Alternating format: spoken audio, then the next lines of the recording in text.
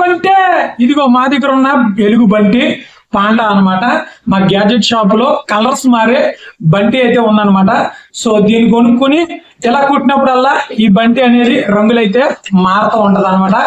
So మీరు మా shop లో నుంచి ఈ యొక్క పాండాని, ఈ ఎలుగు బంటిని గిఫ్ట్ నిమిత్తం ఎవరి నిమిత్తం అన్నా కొనుక్కోవచ్చు అనమాట.